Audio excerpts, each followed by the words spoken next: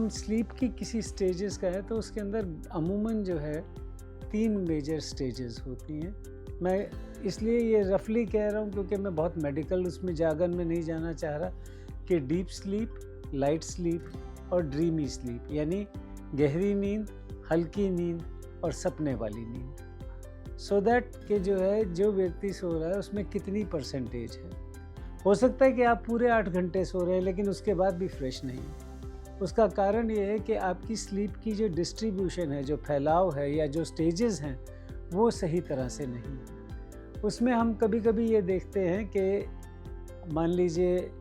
Normally सपने वाली sleep जो है, जिसे हम रेम स्लीप कहते हैं या रैपिड आई मूवमेंट स्लीप कहते हैं, ये मेमोरी कंसोलिडेशन के काम तो आती है, लेकिन अगर इसकी ही जो है क्वांटिटी बढ़ जाए, यानी इसकी परसेंटेज बढ़ जाए, तो वो गहरी नींद का जो है हिस्सा खाने लगते हैं, जो आपकी बॉडी की रिपेयर के लिए ज़रूरी है,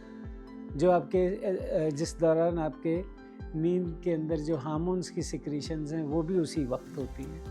ग्रोथ हार्मोन भी उसी वक्त होता है। तो वो आपकी जितनी बॉडी की उस वक्त की मांसपेशियों की थकावट है या उनको रिपेयर करने का है, वो सब उस फेज़ में होता है। मैं आपको एक उदाहरण देता हूँ कि जैसे आपके पास 100 रुपये हैं, आपने सोचा था कि ये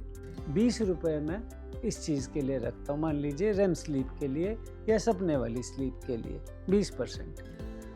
लेकिन वो आपको 35 से 40% आ रही है। अब आपके पास तो 100 रुपये ही थे, तो इसलिए आप जो है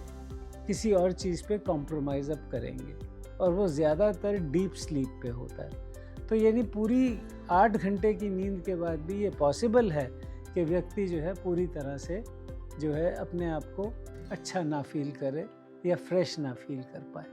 और ये सारी चीज़ें जो है अगर आपके समझ में आ जाती हैं, हमें दिख जाता है जब हम स्टडी करते हैं कि इसकी परसेंटेज बढ़ गई है, तो हमें बहुत ज़्यादा नींद की दवाइयाँ नहीं देनी पड़ती, हमें स्लीप मॉडिफाइंग एजेंट यानी जो इधर से निकाल के और दूसरे लेवल पे ले जाए, यानी हम सपने वाली स्लीप कम करके उसको डीप स्लीप के अंदर ऐड कर दें, तो उससे जो है व्यक्ति का जो है ओवरऑल परसेप्शन प्लस जो है उनकी क्वालिटी ऑफ लाइफ वो सब इम्प्रूव करने लगे।